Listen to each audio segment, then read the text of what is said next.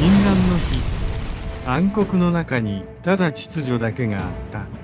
北の牧屋。神々と神々の戦いは終わり、オリンポスに新たな支配者たちが君臨した。空はゼウスに、海はポセイドンに、冥界はハデスに。世界は静けさを取り戻し、神々は己の力を誇った。だが、そこにはまだ満たされぬ空白があった。星々の下に大地を歩む者たちの影は未だ存在していなかったのだ。空を駆ける鳥も、海を泳ぐ魚も、森を駆ける獣もあった。それでもなお、この世界には思考する者がいなかった。それを憂いた一柱の神がいた。彼の名はプロメテウス。この物語は、神々に背き、人間に希望を与えた、一柱の神の反逆と犠牲を描く。世界に火を灯した禁断の瞬間。その時、人類の夜明けは静かに始まった。第一章、世界の再編、神々の支配する時代へ。北の牧屋。それはかつて世界を二分した神々同士の戦いだった。クロノスを筆頭とするティターン神族はオリンポスを駆け上がった新たな神々、ゼウス、ポセイドン、ハデスたちに敗れ、大地の奥深くタルタロスの牢獄へと封じられ、ようやく収束を迎えたのである。空も海も大地さえも震撼させた神々の争い。北の牧屋はこうして終わった。勝者となったオリンポスの神々は新たな世界をどのように支配するかを定めなければならなかった。その中心に立ったのは三兄弟、ゼウス、ポセイドン、ハデス。だが彼らは力ずくで領土を奪い合うことはしなかった。血と怒りにまみれた戦いの直後、彼らは一つの決断を下したのである。運に任せて世界を分かち合おうと、運命のくじが作られ、神々の手によって静かに引かれた。最初に引き当てたのはゼウス。彼がいたのは天宮、天のすべて、雲も雷も星々の道筋も、その支配を掌中に収めた。次にポセイドンが引き、彼には海が与えられた。太陽の怒り、潮の満ち引き、深き海底の秘宝までが彼の支配下に入った。最後にハデスがくじを引いた。その手に渡ったのは、暗く沈黙する死者たちの国、冥界であった。こうして三兄弟は、天空と海と冥界をそれぞれ治めることとなった。だがそれはただ運に任せただけではなかった。北の牧屋の戦いで手にした武器は、それぞれの運命をすでに指し示していた。ゼウスの雷霆は空を震わせ、ポセイドンのトライデントは海を揺らし、ハデスの隠れ兜は冥界に隠された力をもたらした。武器は力の象徴であり、世界の支配領域そのものだったのである。しかし、地上、すなわち大地そのものは、彼らの誰のものにもならなかった。大地は全ての神々にとっての共有財産、人間もまたそこに生まれ、そしてそこを歩むことになる運命だった。戦いではなく、運命の手に委ねた分配。それがオリンポスの神々による世界秩序の始まりだった。勝者たるオリンポスの神々は新たな秩序を築き上げた。ゼウスは天空を治め、雷霆の力をもって天と地をすべた。ポセイドンは海を支配し、そのトライデントによって上流と嵐を操った。ハデスは冥界を受け持ち、死者の魂を静かに迎え入れ、生と死の境界を守る役割を担った。こうして空、海、冥界、三つの支配領域による世界の基盤が静かに、そして確かに整えられていった。だが、それはまだ不完全な世界だった。山々はそびえ、川は流れ、草木は芽吹き、獣たちは大地をかけていた。空には鳥が舞い、海には魚が泳ぎ、森には獣たちが生きていた。けれどもなお、この広大な世界には、思考し、言葉を紡ぎ、未来を夢見る者、人間という存在がいなかった。神々は自らの領域を満たすことに満足していた。天を飾り、海を揺らし、大地を覆うことに心を奪われていた。けれど、一柱の神だけは違っていた。その神の名はプロメテウス。かつてティターン親族に連なりながらも、ティタノマキアにおいてはゼウス側についた知恵と先見の神。プロメテウスは神々の世界の完成を前に静かに思った。このままでは世界は空洞だ。星々が輝き、海がうねり、大地が実りを結んでも、それを見つめ、語り継ぐ者がいなければ意味をなさない。世界にはまだ誰かが生きるための物語が存在しなかったのだ。プロメテウスは心に一つの決意を宿した。神々が見過ごしたこの空白を自らの手で満たすことを。土をこね、水を加え、息を吹き込み、かつてなかった存在、人間という新たな種をこの世界に誕生させるために。第2章、土より生まれし存在、人類創造。神々と巨神たちの壮絶な戦いが終わった後、オリンポスの支配は揺るぎないものとなった。だが、そこにはまだ欠けたものがあった。ただ自然があり、ただ神々が気まぐれに振る舞うだけの世界。そこには未来を見つめ、己の手で世界を変えようとする。そんな存在はいなかった。プロメテウスはその欠落を鋭く感じ取っていた。神々の宴に加わりながらも、彼の心は冷えた夜空のように静まり返っていた。彼は思う。もし神々だけが世界を満たすのなら、この地上は永遠に停滞するだろう。力ある者たちだけが支配し、変わることなき秩序に未来などありはしない。それはかつて大地に生まれた混沌、カオスの時代へ逆戻りするだけに過ぎない。プロメテウスは心の奥底に一つの答えを見出す。弱き存在、人間の創造。なぜ彼は土を選んだのだろう。神々のように星々のきらめきを集め、輝く存在を作ることもできたはずだった。だが彼は選んだ。あえて大地を踏みしめ、指先で湿った土をすくい上げた。土は変幻自在だった。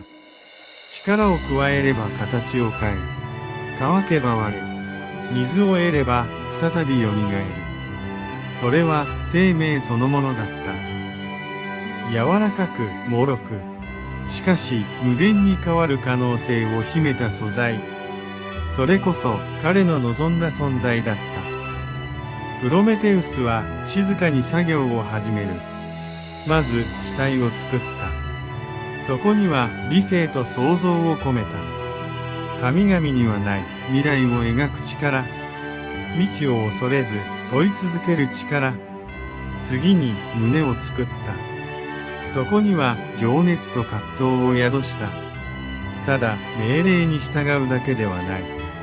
自ら選び、悩み、時に苦しみながら進むために。そして手を作った。それは世界を変えるための道具となるべきものだった。足には大地を踏みしめる力を。目には世界を見つめる光を。耳には声なき者の声を聞く感受性を。だが、プロメテウスはあえて完璧にはしなかった。傷つきやすく、間違いやすく、容易に恐れ惑う存在として、なぜなら完璧な存在には成長も希望もないからだ。不完全であることこそ力だ。プロメテウスはそう信じていた。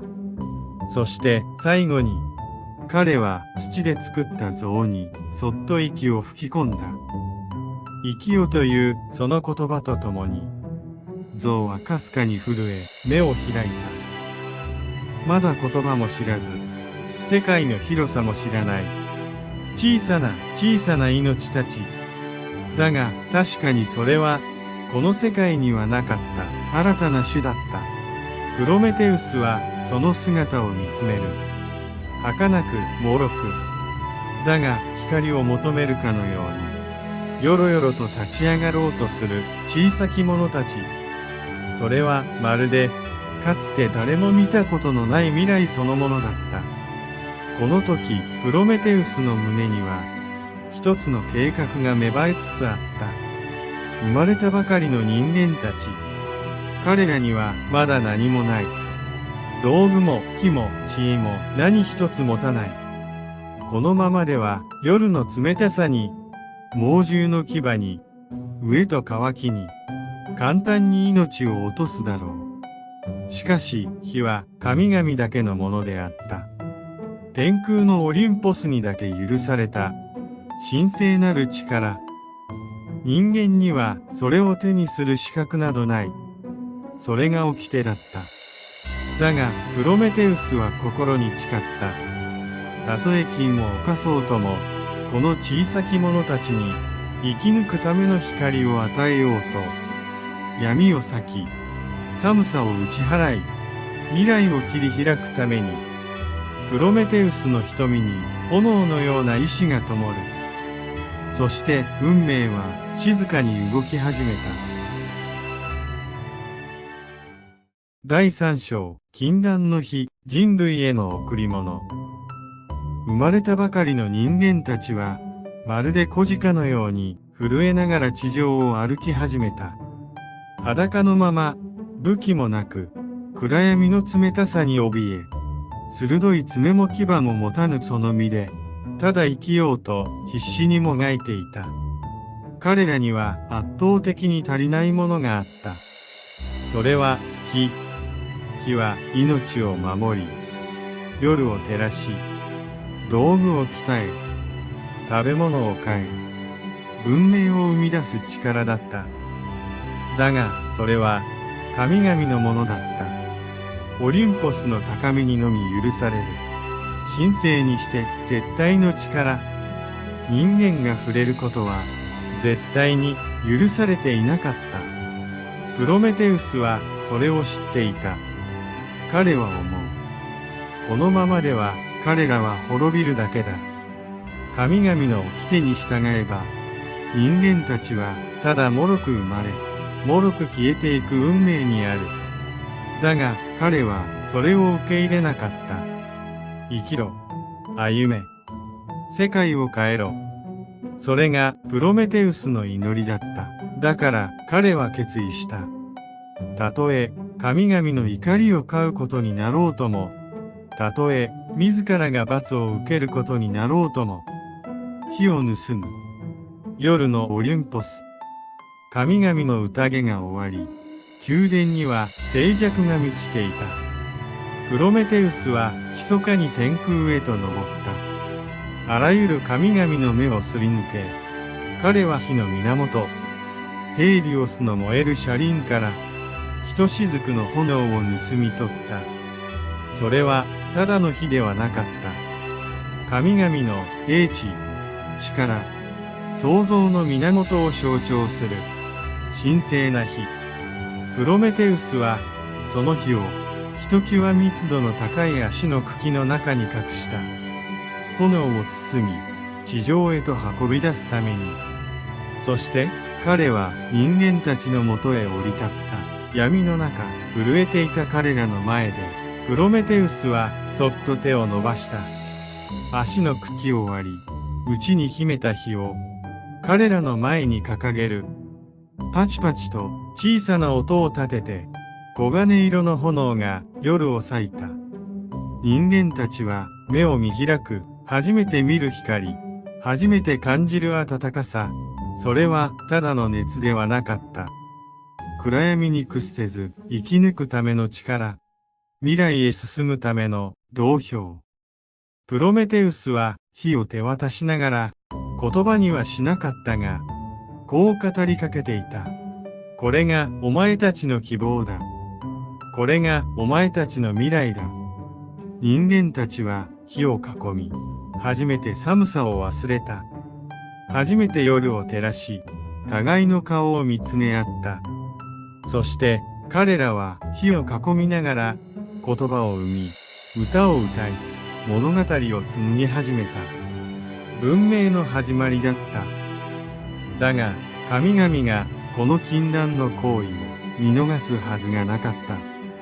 オリンポスの高みで怒りに燃える瞳が静かにしかし確実にプロメテウスを捉えていた。運命はまた新たな局面へと動き出す。プロメテウス、火を盗みし者よ。この贈り物の代償をお前は身をもって支払うことになる。第4章、ゼウスの怒り、背信への裁き。火が盗まれた。それは神々の特権にして創造と破壊の力を象徴するものだった。ゼウスは知っていた。その火を持つことで人間たちはただの存在から可能性へと進化してしまうことを。秩序が崩れる。神と人の境界が曖昧になる。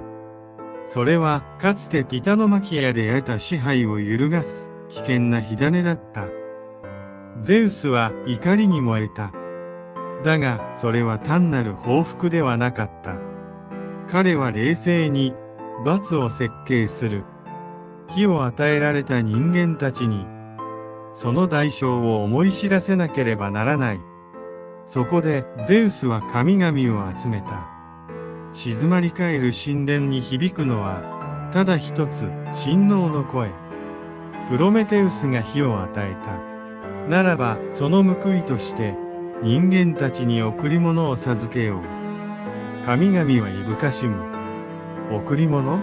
罰ではなく、ゼウスは微笑む。贈り物の形をして中に災いを詰め込めばよいのだ。彼らがそれを拒めぬように魅惑的な形でゼウスはヘパイストスに命じた。粘土をこね美しき存在を作れと。その体には女神アフロディーテの魅力、女神ヘルメスの口のうまさ、狡猾さ、女神アテナの技巧、すべての神々がその罰に力を注ぎ込んでいく。完成した存在は神々の技と呪いの結晶。あまりに美しく、あまりに危険な器だった。その名はパンドラ。彼女の手には一つの壺、一つが握られていた。それはただの入れ物ではない。人間世界に災いを放つために用意された神々の罠だった。だが誰も知らなかった。その壺の底に一つだけ神々ですら見落としかけていたものがあったことを。希望。それだけがまだ息を潜めていた。第5章、パンドラの贈り物、最悪と希望。それはあまりにも美しく、あまりにも危険な存在だった。神々が一柱ずつ、その際と力を注ぎ込んだ贈り物。パンドラ。その名はすべてを贈られし者。だが、その美貌の裏には、巧妙に仕組まれた呪いがあった。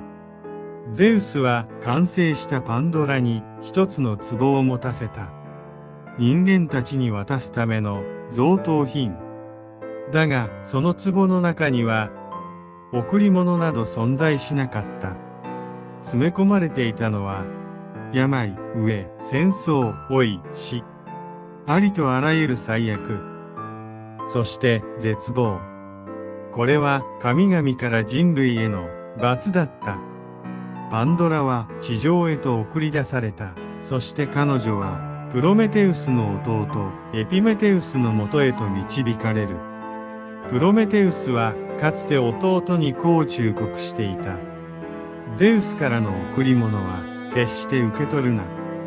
だがあまりにも美しかった。あまりにも魅力的だった。エピメテウスはその忠告を忘れ、彼女を受け入れてしまう。そしてある日、パンドラはその壺の蓋を開けてしまう。その瞬間、封じられていた災厄が一斉に飛び出した。鋭い歯音を立てて、空を裂き地を駆け巡る。病は肉体を蝕み、嘘は心を侵し、死は影のようにつきまとう。人類は初めて苦しみというものを知った。空は暗く、土は痩せ、人々の目から光が消えようとしたその時、パンドラは慌てて壺の蓋を閉じた。だが、すでに最悪のすべては飛び去っていた。すべてではなかった。壺の底に、ただ一つだけ、小さく震えるものが残っていた。それは、神々ですら予想していなかった存在。希望、エルピス。人間は災いに満ちた世界の中で、この名もなき光を手にすることになる。それが、滅びを防ぐ最後の灯火となるのか、それとも新たな苦しみを生む幻想なのか、それを判断するのは、神々ではなかった。人間たち自身だった。第6章、神々の怒り、プロメテウスの裁き。神々の怒りは、ついにプロメテウス自身に向けられた。火を盗み、人間という未熟な存在に与え、神と人との境界を揺るがせた張本人。その行為は、神王ゼウスにとって見逃せぬ背信だった。神々の世界には絶対の掟があった。力は神々にのみ与えられるもの。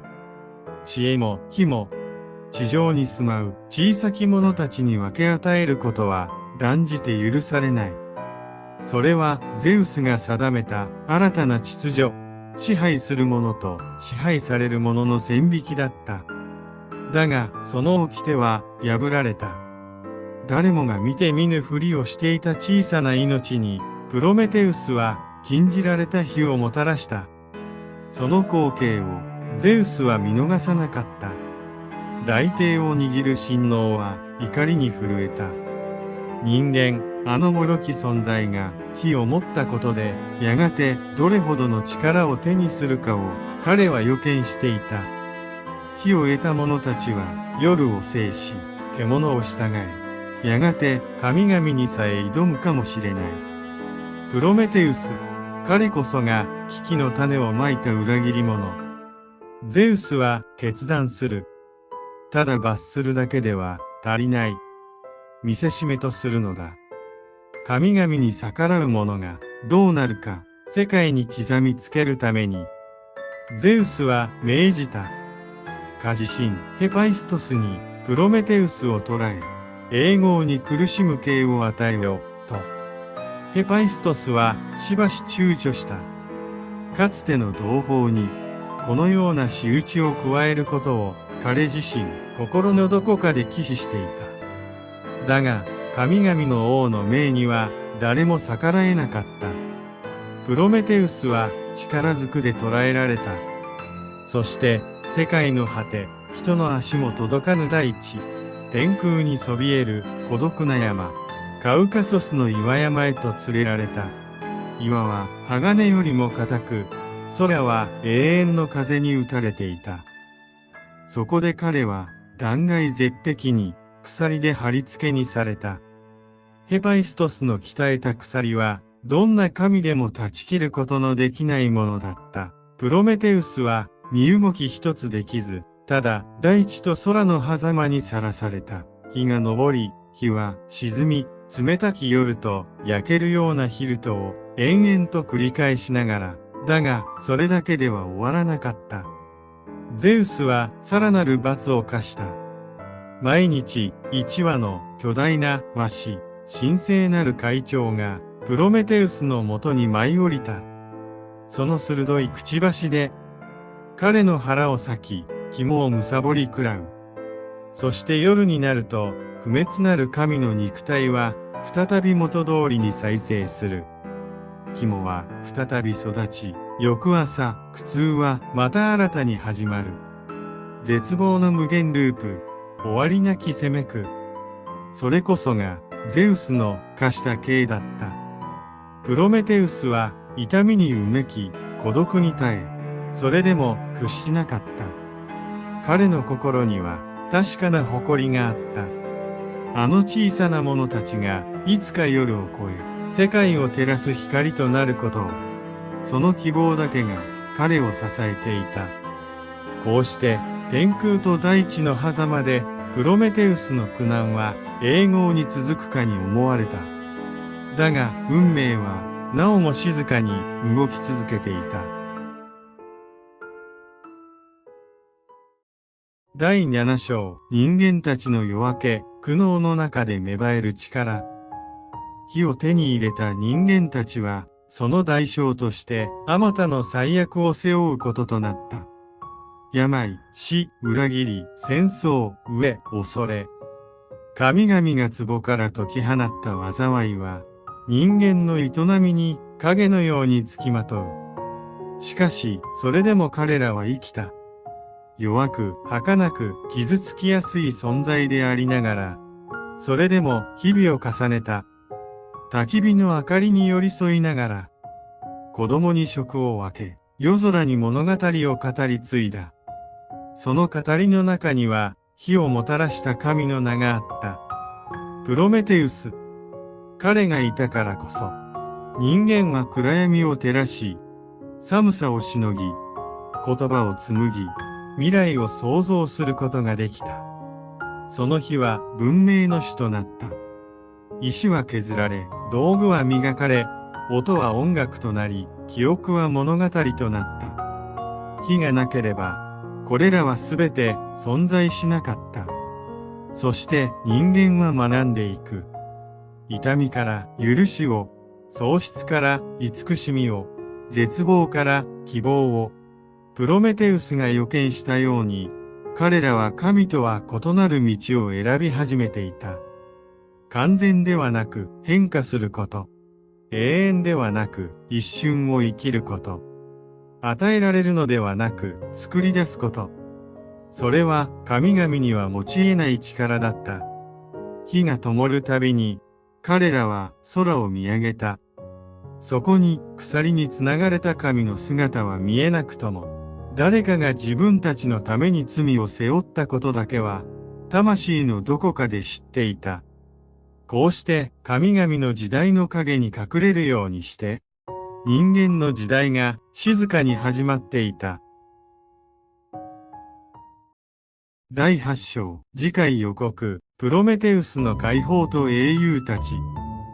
空を裂くワシの影が、今日もカウカソスの山を旋回する。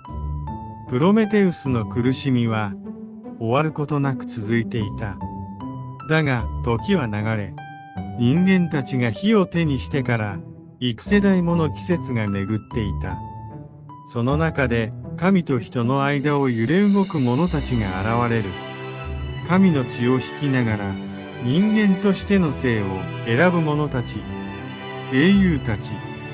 中でも一人の若者の名が語られるようになる。ヘラクレス。比類なき力と不屈の精神を持つ半身。彼はやがてゼウスの命に背き、プロメテウスを縛る鎖を断ち切るものとなる。正義とは何か、力とは誰のためにあるのか、その問いを抱え、彼は神の罪をほどくために動き出す。だがそれはただの救出ではなかった。それは神々の秩序に一石を投じる行為。火を盗んだ神に再び自由を与えること。そしてその行為はやがて神と人との関係を変えていく。北のマキアの果てに始まった禁断の物語。その日は今や人間たちの手にある。そして次に語られるのは、その日を胸に抱きながら生きた者たち、英雄たちの時代。火を盗んだ神と、それを救い出す英雄。次に語られるのは、神と人の狭間で運命に挑んだ者たちの物語。ヘラクレス、ペルセウス、テセウス、イアソン、アキレウス。胸熱の英雄たちが続々登場します。その胸に葛藤を抱えながら、彼らは時代を駆け抜けていく。禁断の火から生まれた新たな英雄の時代。チャンネル登録して神話の続きをお見逃しなく。シリーズ英雄神話編へ続く。